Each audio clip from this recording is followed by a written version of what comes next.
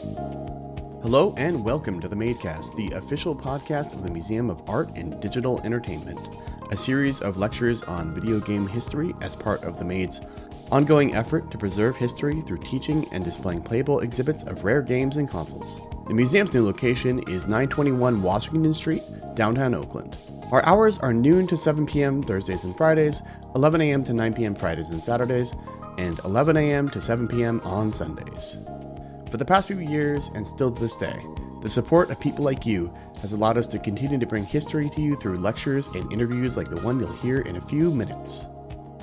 I'm Jed, and due to schedules and travel, today we'll be rebroadcasting a past episode, our conversation with Tim Schafer of Double Fine Productions. The episode aired in 2021, before Psychonauts 2 was released, so I thought it was interesting to listen back now that that game is out after a long production process. He also gets into some of the adventure game titles from his Lucasfilm days, as well as other stories from the history of gaming. I hope you enjoy it. First though, the MADE recently had a booth at the Game Developers Conference in San Francisco, and our event director Criss recorded an update from the expo floor. Hello everyone, this is Criss. I am the event director at the Museum of Art and Digital Entertainment. I am live here on the GDC expo floor. GDC is the Game Developers Conference that happens in San Francisco every year in March, and we are here bringing a bunch of retro games from the museum over to the show floor for people to enjoy, and of course talking about the museum and all the great things that we have here. With me is Rob Curl, our museum historian and general manager. So Rob, let us know your thoughts on your first GDC experience. Oh my gosh, it's been wonderful. I feel very lucky to have the opportunity to come with the MADE, and it's wonderful to see both cross-cultural and also cross-generational enjoyment of what we have on offer. It's a little hard to, in fact, as I'm sitting here looking right now, I can see what looks like a gentleman who's maybe, let's just make some wild assumptions here. Let's say it's a gentleman who's probably in his 50s or 60s who's enjoying Mario Kart Double Dash, and we had some folks who were really old school. We had Roger Hector, one of the original developers of Battlezone, yesterday. Everybody just coming and enjoying what we have.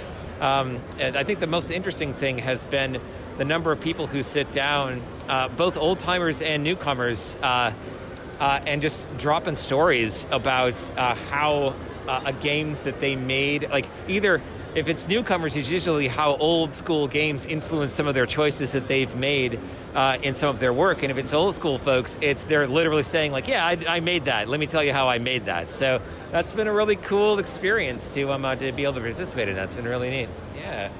Yeah, it is super rad. We have a really great spot here on the show floor. We've been able to bring a lot of retro classics. So we have an Atari, we have an original Pong system that is available for play. We also have some game development spaces where people can actually practice coding on the show floor. And we also have some of our, what I call, retro classics. So we have NES Duck Hunt on the show floor. We've got Super Mario World on the SNES.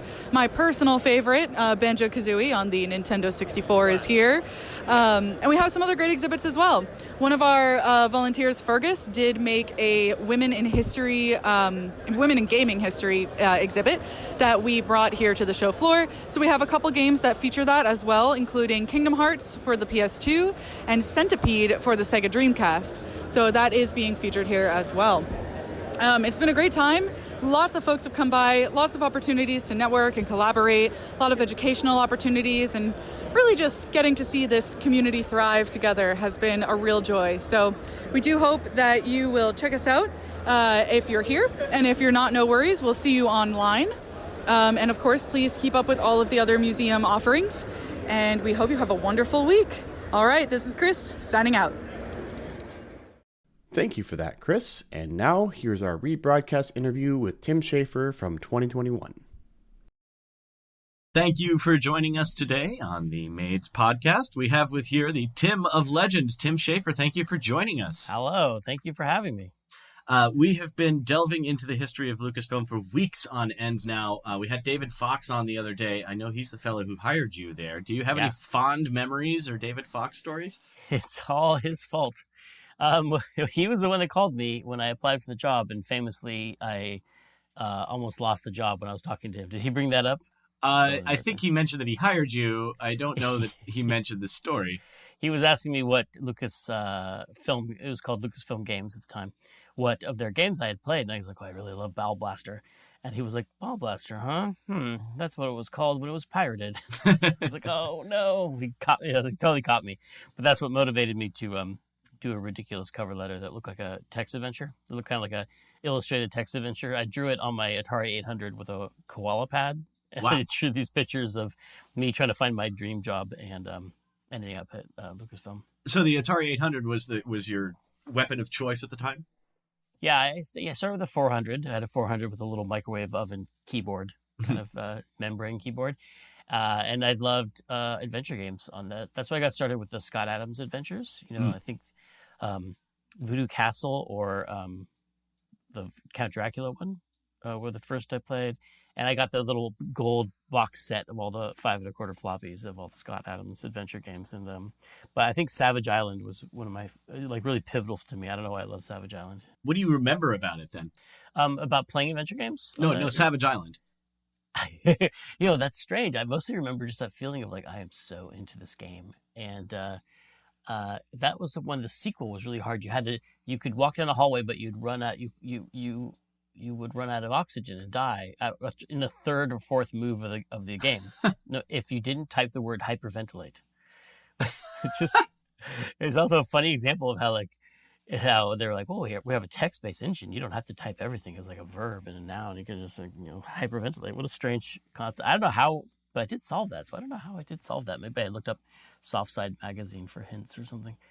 But then there was Ghost Town, which is the Western one, where I had to go look up the how to make gunpowder, which was really fun. Like adventure games used to have a more of a sense of sending you out into the world. It wasn't just contained in the game itself, but it would be like you have to figure out how to make gunpowder. Oh, I went over to the encyclopedia and I looked up how to make gunpowder, and then I searched for the ingredients in the world and then made it. There was another one where we walked into a room and a ghost whispered a long weird word.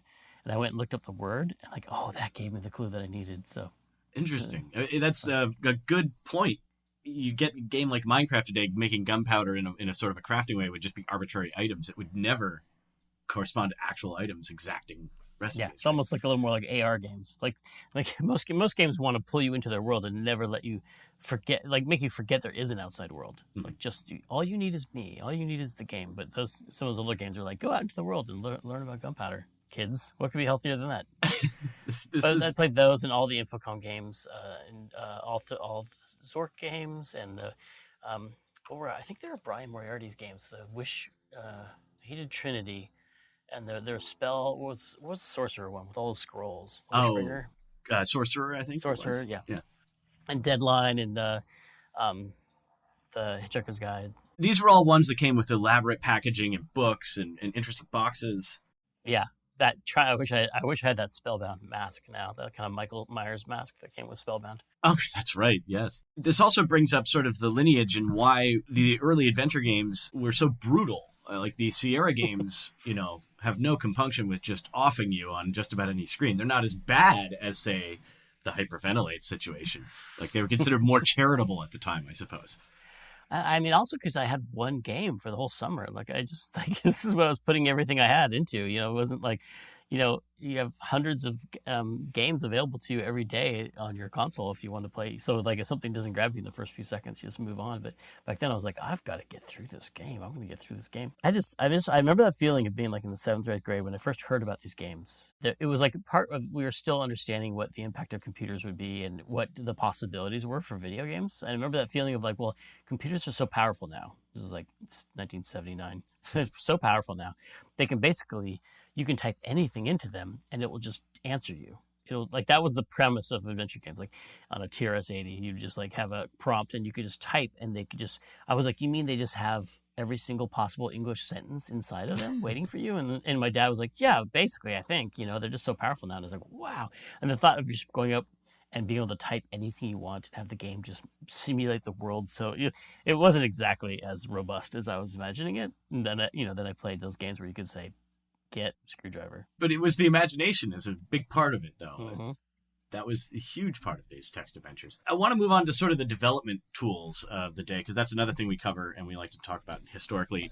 We've really covered the genesis of Scum right down to the very beginning discussions of Chip and Ron. What did you think when you came into Lucas and were handed Scum to use as a tool? I mean, we loved it. It was maybe it was just because it was a magical time. We were like, I was just out of college. I think Dave was 1 year out of grad school, and we were working at Skywalker Ranch. So there's that context of like how amazing and beautiful and lucky we were. Oh wait, we weren't beautiful. Well, we were. I don't know. You're beautiful, Tim. Yeah, it was a beautiful place, and we were very lucky to be there.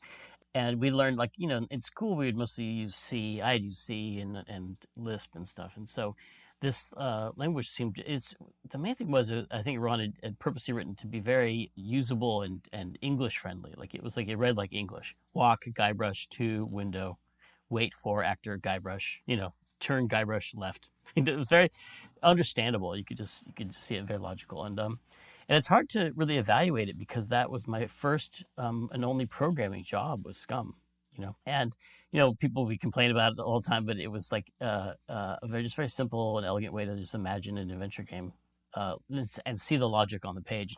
You could read anybody's Scum code and be like, I know what this is going to do. That's a huge aspect of sort of iterative workflow and being able to make things, better over time and go back and edit things too, right?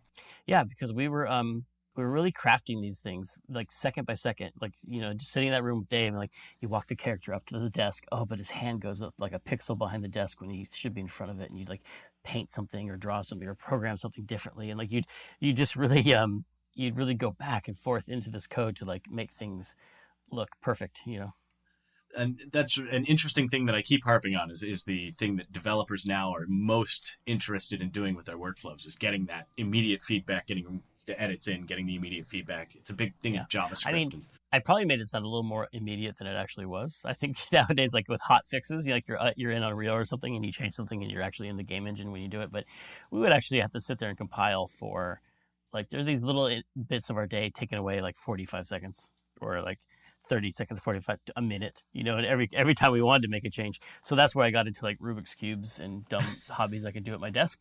You're sitting at your desk just waiting.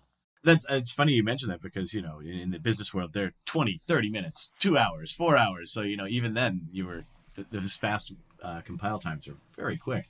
I wanted to also talk about sort of the end of the Lucas world because we really haven't talked about that with the other folks that we've spoken to. When I was a computer gaming world, I remember very distinctly when Grim Fandango came out and we were all loved the game and we were almost in mourning for it because we were just like, who's going to buy this right now? Nobody buys our adventure games in 2000. Everybody wants first-person perspective shooters and real-time strategy games. Yeah, no one told us that when we were making it, though. That was news to us. I'm wondering, like, you obviously you didn't think that at the time, or what was your impression at the time? I just wanted to make that game. I think that's usually my blind spot about games. Like, I never have thought about, like, well, no, we did make commercial concessions, and Grim, it had a big commercial concession in that it was 3D. People have been trying to, like, push 3D for a while, and we were all about 2D art. We had people like Peter Chan and Larry were these amazing 2D artists. Like, why would 3D art look so bad? It looks so chunky and clunky.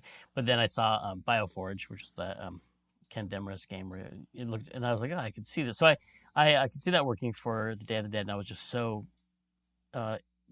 invested in that game. And then I guess I never really was like, we were never really driven by like what game would sell the most. We were just mostly inspiration driven, which I think is what we're still today, working by whatever idea really excites us.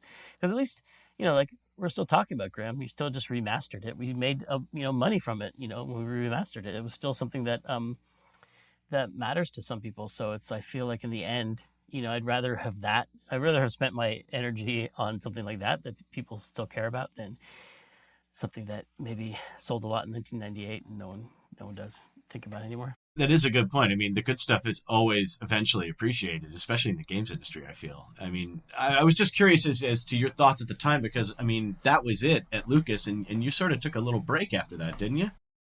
Yeah, I mean, I think that was going to be, whether I left, yeah, it took like a year while I was developing the next game. I was going to make this spy game.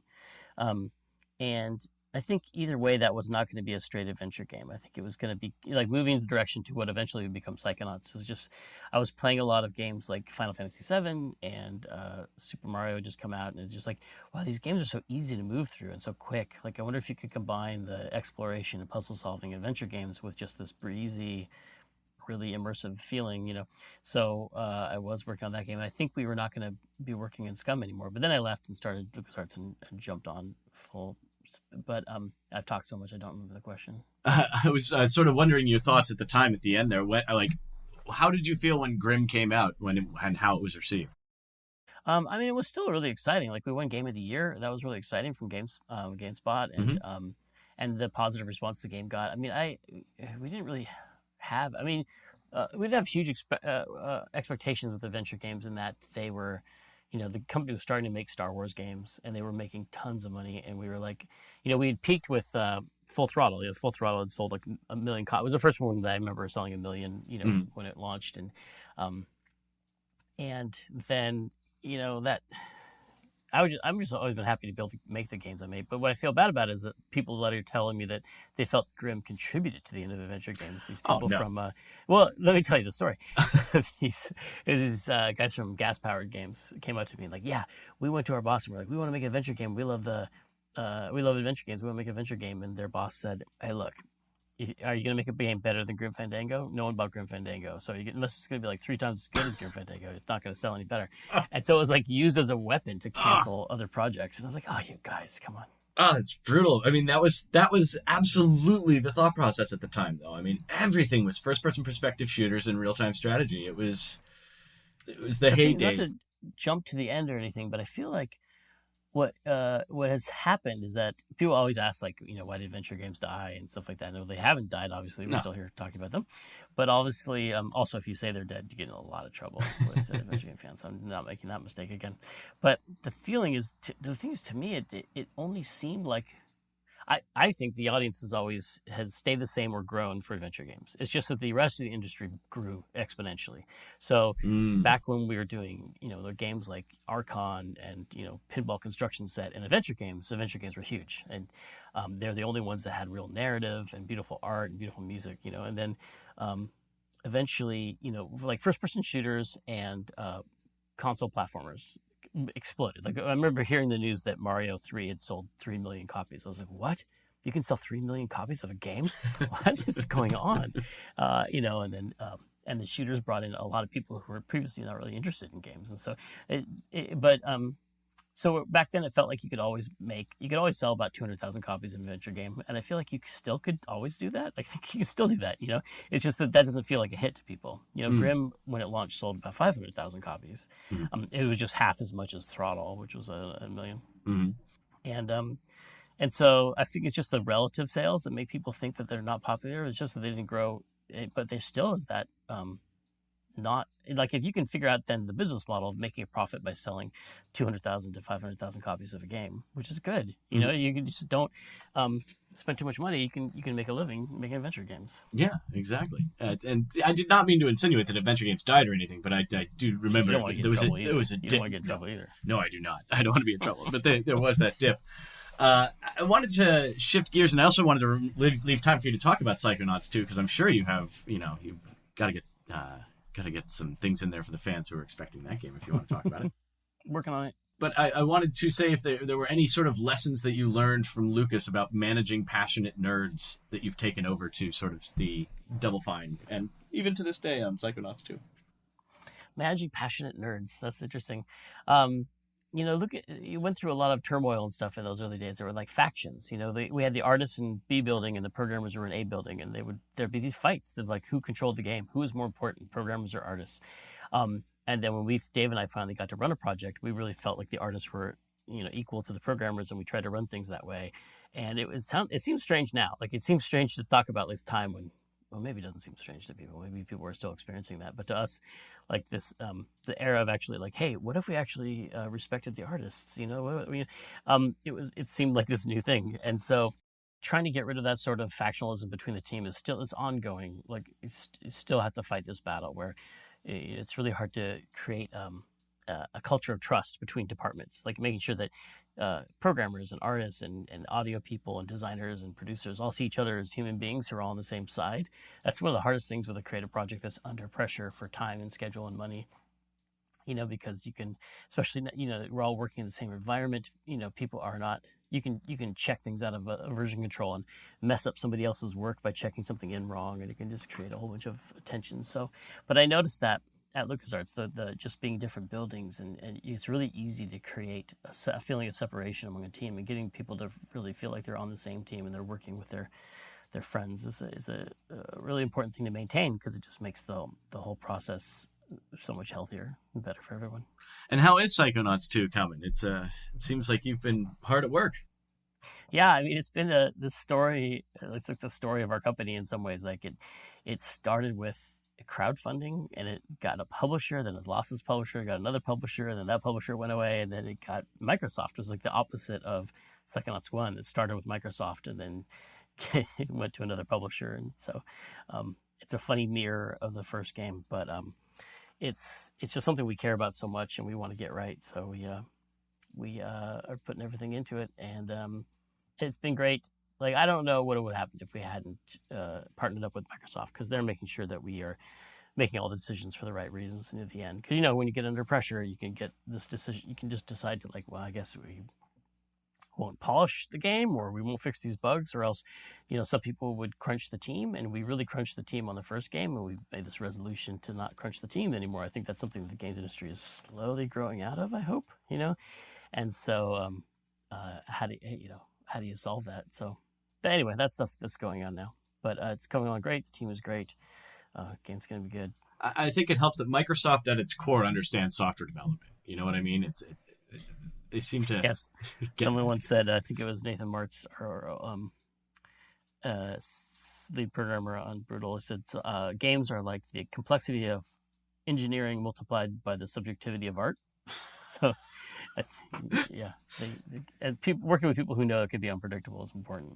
It's very difficult to get it right. I mean, how do you know when something is right in a game? I mean, is it just fun, or how do you even tell after you've tried it 100 times? I mean, that you playtest it. You playtest with other people. It's an interesting thing now with everyone living on Zoom, but we are playtesting over Zoom. We're watching people play it, which in some ways is better than before. We'd like sit in a room and put them on a couch, and we'd sit behind them and try not to cough and watch them play the game. But now we can just watch them on Zoom, and we have a recording of it, and we can share the recording with people. And everyone has their own way of playtesting the game, but it's like you can have the best intentions of the world, especially with adventure games.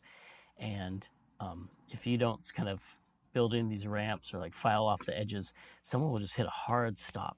It's really easy to get a hard stop in an adventure game. And when you're watching someone, like a playtest environment is really painful. Because like those summers where I was playing, Savage Island and Ghost Town, you wouldn't feel the pain of me being stuck on a puzzle. It was just part of the fun. And then, but if you're in a room watching someone go like, I have to make gunpowder? I don't know how to make gunpowder.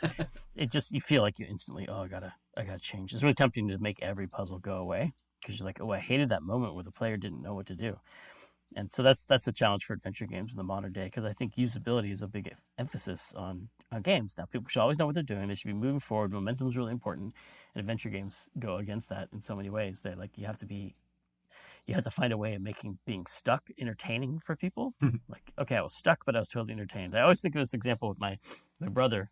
When I was in high school, my brother would come back from his job in college at a summer camp, and they have all these summer camp games, and a lot of these are these little riddles, like those riddles for, a man is laying face down in the middle of a field. How did he get there? And you guess, all these yes or no questions, and then you guess the answer. It's like a little puzzle, like an adventure game puzzle in a way. And the thing about it that made it fun was, as we were stuck, he'd be telling us around the dinner table, but as we were stuck on this puzzle, he'd be smiling at us and like, oh, you're really close. He'd be like telling, oh, yeah. And then my sister would get a, hey, she got a hit. Hey, I'd be like, what? She's going to get before me. And that process of being stuck was really part of the entertainment. And I've always thought about those meals where we had one of his riddles going on, and like, how can I recreate that feeling of my brother kind of taunting me and making sure I knew I was really close to solving a puzzle? Like, that always seemed like the adventure game magic to me. In fact, and people might feel differently about this, but he was the one that came back from the camp with a story of like, if this is 2, what's this? You can't see me if you're not on the Zoom call. Three fingers versus one finger, yeah. It's the Monkey Island Alley backdoor puzzle that came from. I blame that on my brother and his summer camp. The summer camps always come up with the most interesting riddles and weird games and stuff. Mm-hmm. Kids, it's like Lord of the Flies. Yeah, it's almost like, I don't know, Psychonauts thing. Exactly. Yeah. Excellent. Well, Tim, thank you for being here, and good luck on Psychonauts 2. We really appreciate it. Awesome. Thanks for having me. Thank you for listening to the Museum of Art and Digital Entertainment's official podcast. If you've got any thoughts, questions, corrections, or general museum ideas, shoot us an email at info@themade.org. We'd like to send a big thank you to everyone who donated recently, and to our Patreon supporters who help keep The Made afloat. Patreon donors get to listen to this podcast 1 week before it's released on major streaming services, and we'll continue to do that with future episodes every other week. This week's episode was brought to you in part by Patreon donors Sarah Tucker, Lucas with a K, and Trisha McGillis. Thank you so much for your support. Until next time, I'm Jed. Thanks, and we'll see you in a couple weeks.